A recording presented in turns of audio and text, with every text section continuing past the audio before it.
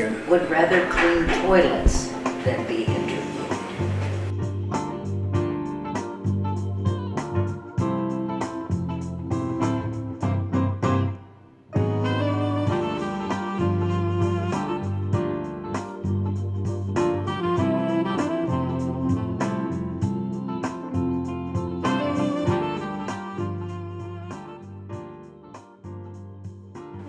Welcome, community of Anchorage, and Merry Christmas. Welcome to your theater, Anchorage Community Theater. I'm Executive Director Matt Fernandez here at ACT, and I want to thank you for tuning in to another episode of the Anchorage Theater Community. We are on the set right now of the best Christmas pageant ever, a show that we are now into our third weekend. There is one final weekend left after that and a few tickets available, so I hope that you come and see the show.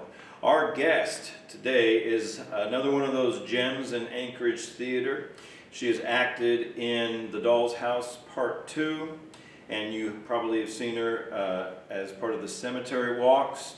She's also the director of Laura here at ACT and Over the River and Through the Woods. I'd like to welcome Linda Benson. Hello, Gypsy. Oh. Yes, our well-behaved dog. All right, good girl, Gypsy.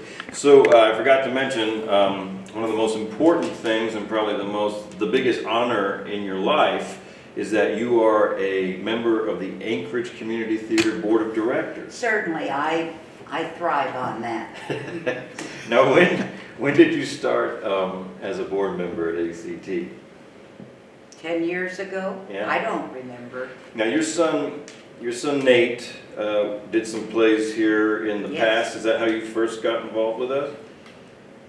Oh, I always thought ACT had a lot to offer the community because they don't expect you to come in knowing everything about theater and are willing to train you if you have that bit of talent or spark that they're looking for. Okay. So. Well, let me just, before we go any further, I want to thank you for taking the time to come out here today. And so, what do you have coming up for the holidays, since it's Christmas time already? It's Christmas, and we're deep in rehearsals right now for Florida. That's right. And that's taking some time. It's for an old lady to learn lines. But that's the big project, and then Christmassy things, what every family does at Christmas. Right. So yeah, you're doing Florida right now.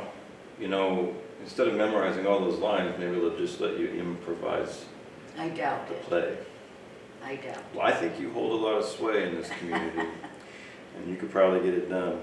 So I wanted to talk about something real quick because I hope you had a good American Thanksgiving, because you are also part of the play selection committee here at ACT, and you had to cancel one of the meetings because you were celebrating a Canadian Thanksgiving, and you Yes. yourself are not Canadian. No. But you have a Canadian relative, and what is... Canadian relative, and I think she feels that if she does the American Thanksgiving, then we should also celebrate the Canadian Thanksgiving. So, yes, that's on a Monday night. I can't remember which one. It's in October, November. right? October, yeah.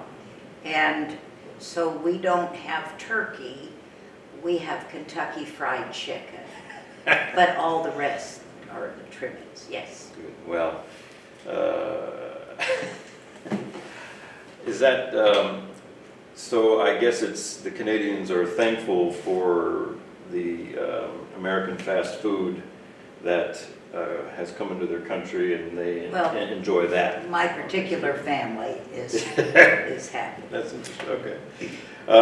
So let me just say, I've noticed whenever you direct a show here at ACT, I mean, there was a time when we would hold auditions and just got such a sad turnout for some of our auditions, to the point, and I was involved in a lot of these shows that I directed, to the point to where you're basically calling up your friends and asking them to be in shows. But then I noticed when you directed Laura and you held auditions for that, people flocked to try out for the show. And I remember I asked Sarah Athens, I was like, gosh, I mean, is that many people really wanting to try out for this show? And she said, Linda Benson, people want to work with her. So what is it about you that people want to be directed by you, do you think? Maybe it's because I'm nice. Do you think? Oh, No. I never thought about that before. That's a tough question. Well, what's in it for them, working with you? I would hope that together we find just that special something about their character, about the show, and it's a long process. I've had some directors not want to take the trouble to go through that. Right. They just want you to get up there and do it. Mm-hmm. So this is kind of working together and sharing, and I'm ready to listen when an actor says, this isn't quite right. And that's a good thing, because And, not everybody yeah. knows everything, Mhm. especially, yeah. So what do you typically do with the actors? I mean, does it depend on the play that you're doing in order to bring about the character or the ensemble that needs to happen? Do you do anything in particular? I had one director once who had a play with 4 women in it, and this was a family. And we would go out to dinner sometimes, and I figured out he's trying to build a family. And you did, when you share a meal, you do begin to think of it as a family. I think that I've only had one show as a director where I had problems because the 3 actresses did not get along, and but they were supposed to be good friends. So that was difficult. How do you build a friendship in there? I never succeeded, by the way. So sometimes it's easier than others. Ralph Lynch told me a story years ago. He said that he was acting in a play, and he had to act opposite this other actress. And he said for some reason him and her just did not get along. And he said what the director did is he sat both her and I down and facing each other, and we had to look each other in the eyes and take turns saying each other's names. So he would look at her and say Stephanie, and she'd say Ralph, and in the beginning they were still pissed at each other, and so he just Stephanie, Ralph, Stephanie, Ralph, and after like 30 minutes of doing this, they like saw into each other's souls or something, and Stephanie. I wish I'd known that 20 years ago. Yeah, you could have had them all stare at each other. I remember I sat in on the auditions when you did Laura, because we had a girl from Hope Community Resource try out for the show, part of our outreach program, and there was another young man there who was not part of Hope or anything like that, but he was trying out for the play, and he was up there doing his lines, and you said to him, I want to not like you. And he took it as you being personal against him. And I remember I think it was Jay Burns in the audience piped in and said, no, she's not talking about you, she's talking about the character you are playing. So anyways, I just thought that was a funny story. So you directed, like we said, most recently Laura, and Over the River and Through the Woods. and you directed our Carl Bright in that. He's another board member at ACT. And you directed the Cemetery Club. What was this, the Cemetery Club? Was that a play or was that? It was a play, okay. but it was many years ago here. Yeah. So that would be before your time. What was that show about? Well, it was some friends who went to the cemetery once a week to visit their husbands' graves. And that was pretty much the gist of it and their relationship to each other. And I remember I also saw you in RKP's Women of Lockerbie too. I remember seeing Yes. in that as well. Have you directed any other shows with any other companies or just ACT? I worked for 12 years with the Off Their Rockers Drama Club at the Senior Center. And we put on, especially at first, several shows. So that kept my hand in it for all this time, yes. And so it looks like we took that up again, the Off the Rockers. So that was with the Senior Center, right, originally, and it is now. And then there was a bit of a time where it just kind of, it ended and broke up, and now... assembling it again. Yeah. Yes, good for you. Good. So yeah, we actually have a show coming up with the Off the Rockers, the new Off the Rockers group. Next, let me think here, it's next Tuesday at 6 o'clock here at ACT. It's free. We're doing a radio show of My Friend Irma, the Christmas special. And I'll be reading a couple parts in it, and we also have people from the Senior Center reading it. And Colby Bleicher, our Associate Director, has taken that outreach on herself, so please come and try and see that Tuesday at 6, which means that our board meeting is going to be moved to after the thing. So it was a way for us to force the board members to see the show. So I hope that you'll be there to see the show.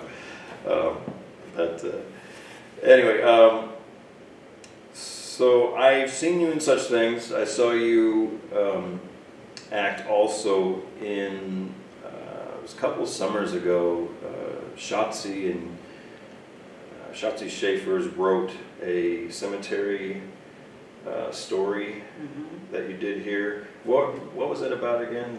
Well, Shotzi had done a lot of research about old Anchorage, and the settlers who went to Palmer during the Depression. And for some reason she decided this will make a wonderful play. Okay, so, and it was cute. The story of the young woman who is doing a presentation for the cemetery walk and trying to get into her character. And unbeknownst to her, the actual woman, the dead woman, has risen to life and is telling her how it really, really was, and it was not as romantic and wonderful. She's correcting her throughout. Yes. Yeah, I remember that. Yes, that was great fun. Yeah, we had a good turnout for that and show. that was Shotzi. Just, I think she's enjoyed going to cemetery walks every summer. And so how do you put this knowledge that you have of the olden days here on the stage? So that's what we did. And you've done the cemetery. You've participated in the cemetery walks outside of that show that you did for how long now? Well, how long's it been going on? 10 years? Really? So from the beginning? I lose track. Wow. Yeah. The Kellys and I kind of put it together and said to some actors, we could sure use you, and we don't know if anybody will even come, but could you do it? And they got right into it, and my gosh, people came. it was amazing how many people came. How do people get tickets for that? Kind It's free, just walk in, Oh, is it? walk in the cemetery. But I have had several folks come up to me through the years and say, thank you for doing this, because you have taught us so much history about our town. Hmm. And it is full of history. Those were the pioneer settlers, most of the ones. And some people that we all remember their names, you know, Ickle and Lorene Harrison and those folks. And then some that you've never heard of, but they had a major contribution to Anchorage and interesting stories about them. So, I mean, I think you're a fine actress for sure in what I've seen you do, and I know a lot of people think the same thing too. Oh, thank you. Do you subscribe to any form of acting at all? Any sort of method? How do you get into a role? Well, I was taught in college the Stanislavski method. Mm-hmm. I didn't always agree with that. I just think that at a certain point of age, you have met a lot of people or have had a lot of life experiences. And I know a young woman who was helping me with the senior center group once, and she, after about the second session, she said, these folks, I don't have to explain to them how death or divorce or these terrible things, how this affects you like I do with young people. Mm. Because they already know. They've already had these life experiences. And so there is a great depth to an older actor, I would hope. And that's a lovely thing to pull on. I had a friend, dear friend, many years ago, who developed Alzheimer's. And to watch that process was heart-wrenching. Now I have a role in Sway Me Moon of a woman who is perhaps, never says, but has the signs of Alzheimer's. So I drew on dear Midge and what she had gone through and put it into that character. So it's knowing people and knowing situations. Mm-hmm. How far back does your acting experience go? When did you first? 12. 12 years old? Mm-hmm. Tell me about what happened then. Well, in the small town of Iowa where I grew up, there wasn't a lot of entertainment options. So when some group wanted to have a program, they would call and say, could you come entertain? Well, that was a lot of stand-up comedy kind of thing, and I did it. Some folks had to see the same thing over and over, but that was all right. They didn't have anything else to do. So I was a cheap entertainment. Uh-huh. In your experience since then, did you ever get close to the big time, any of the film things or anything like that? I got asked by a couple of folks, New York and LA, to come. And that isn't going to be possible. So I just said, thank you very much. I will sail on that the rest of my life, and I have, but I've stayed here. Yeah, well, we're glad that you have, for sure. I went to Iowa one time and stayed for a few days. I did some theater stuff there. And I remember when I got off the plane, I thought, I think this whole state smells like cows. Oh, you might get hate mail for I that. know, well, nice cows. But, and I remember and just you and I talking here or there for the last few years, you were an educator, is that right? I was a school teacher, A school yes. teacher, and you also did some work with troubled kids. What? Yes, storytelling is a great venue for folks who have some troubles. Uh-huh. And we would have several sessions for young people. And do we have time for my most heartwarming story? You got enough time, absolutely. Years ago, I got a call from a place that has troubled teens for clients who live there, and asked if I would come tell Halloween stories at midnight, 11 o'clock. And the kids would be in their pajamas, and it would be sort of the old ghost stories around the campfire thing. And I did, and they were warning me about some of the children. And I said, oh, I was a school teacher. I don't need any help. I can do this. And I walked in and I thought, I'm going to die here because the looks of hostility were just overwhelming.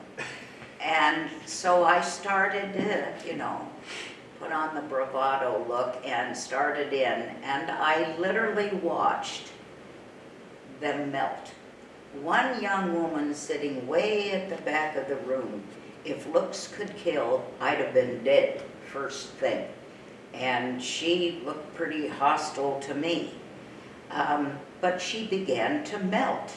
It was interesting to watch her melt. And at the end, she came running toward me, and I thought, see, I am dead. I knew this was going to happen. She came running toward me, her arms out, and they stopped her before she got to me, and she said, I'm not supposed to touch you. All I want to do is hug you. No one ever told me a story before. And I thought, isn't it too bad that folks no longer share stories with young people? That made me a true devotee to the importance of storytelling. I agree with you. And that's the kind of thing that I did then later, was to work with these folks on stories. Yeah, I agree with you. I mean, even with adults, we sometimes get we invite folks in here that are going through a tough time, or they're just in a rough place trying to get out of something bad, and we will invite them to see our shows.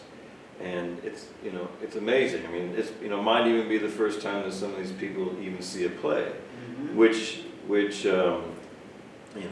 a story being acted out for them. And you have to think, they see films, they go, all that kind of stuff. But it's just a different experience too. Just what the live theater does. So you were it sounds like you were like a traveling bard for a while, like you were just a storyteller for hire. Is that what it was? Yes. There were several of us in town who the schools would call or groups would call. And you're part of the Storytellers Guild in Yes. Anchorage now. And you don't have any Halloween or Christmas show coming up this year, people do you? got so busy at Christmas time that they didn't want to come to a Christmas storytelling show. So we decided that we would just drop that. Yeah, it's too bad. Those were good.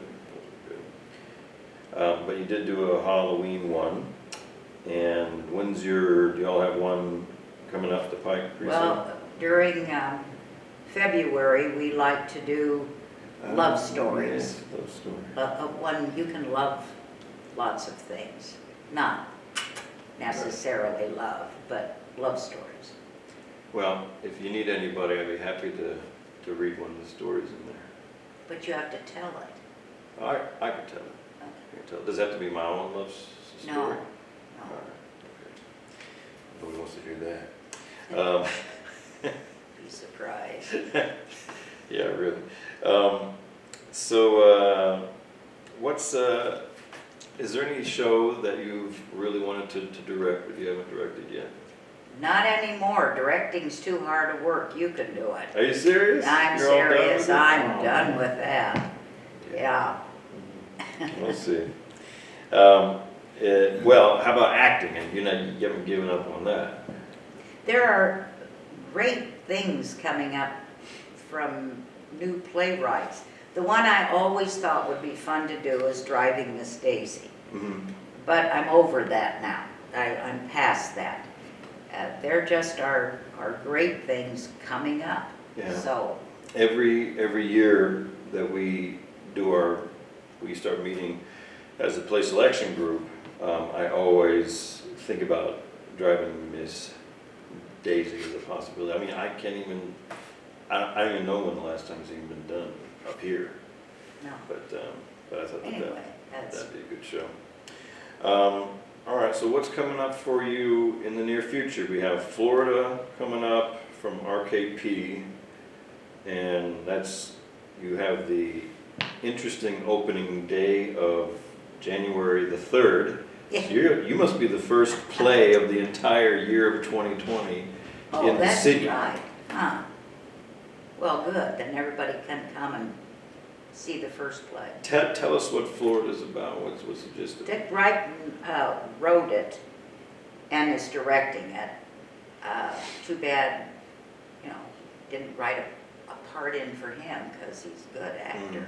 Anyhow, it's a reminiscent play, I guess, a little, of an older man and woman and their separate events that go on but are tied together, and the woman and her nurse and the man sitting in the bar with a bartender. So those four characters. Mm-hmm. And you have Shay Lisa in the show as well. Mm-hmm. And I really love her. She was one of our Billie Holidays in Lady Day at Emerson's Bar and Grill. Fine actor, really fine. I just thought it was really great getting to work with each individual actress on their aspect of Billie Holiday. And I remember it was actually during Christmas time back in 2016, and I met with each individual person. We just went through the script, and I was just so impressed by her. I just thought, she's got it. She's really got it. And so I'm glad that she's. I remember she was doing like a year of plays, just one after the other, and she's just doing tons of theater. And then she took a break for a while, but I'm glad she's getting back into it. And how is it to work with it? Oh, delightful. And does she work with your character? Yes. Okay. Yes. I haven't seen rehearsal yet. It is delightful to have her opposite. Terrific. And then you have Ralph Lynch, who I talked about. He's in that too. He was recently in Broadway Bound. He took a hiatus for a while. Yes. I remember. Theater does that to you. I Wears did you out. that too. Yeah, I remember Ralph showed up. The first time I met him, he actually played Lord Capulet in Romeo and Juliet in 2000 that I was in, and Bob Palm directed. I think it's actually the last show that I ever was in that Bob had directed. And then I directed Ralph in Bus Stop. He played Mr. Lyman. He was one of the people who played Dr. Lyman. And then I saw him in The Lion in Winter, which is also one of my favorite Christmas movies, by the way. It's a Christmas movie. Anyway, but yeah, and then he just didn't do anything for almost a decade or more, and then finally showed up for Broadway Bound. So I was glad to have him back, and I'm glad he's doing this too. And who's your other co-star? Peter Porco. Peter, right? Peter's good. Yeah, I want to come see one of y'all's rehearsals. and stuff. And I've been plugging it at the curtain speeches too. Oh, so good. Thank hopefully we'll you. get people to come see it. Thank you. All right. Well, I think that's all the questions I have for today. Maybe we'll have you on again. Well, good. I'm glad to see. I've told you that being interviewed is not my most favorite thing to do. I like a script. Learn the script. Yeah. I've always wanted to be one of those elderly women who say things that are so meaningful and important and just right dead on. And I was bemoaning that fact, and my son said, well, you don't have a script. Oh, I do work better with the script. Yeah.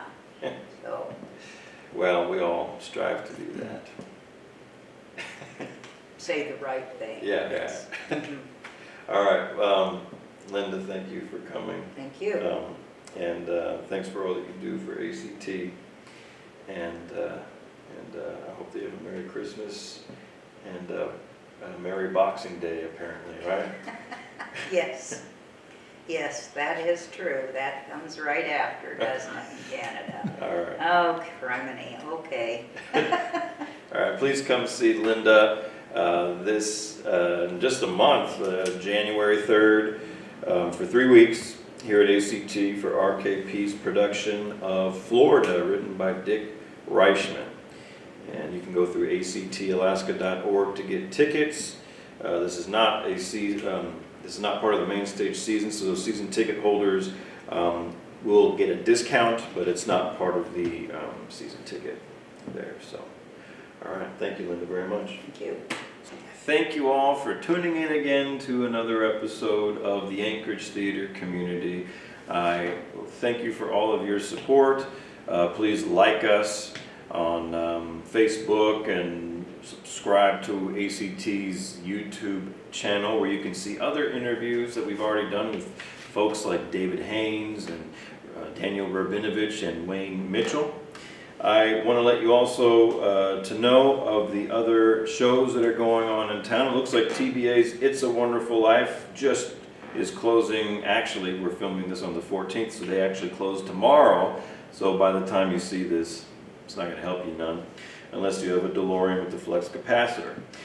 We also have Perseverance Theater is opening a show, looks like next weekend, A Christmas Carol, which runs to the 29th of December. Cyrano's Theater Company is running still their kids show, which is, you can bring kids of all ages, from age 0 to 50.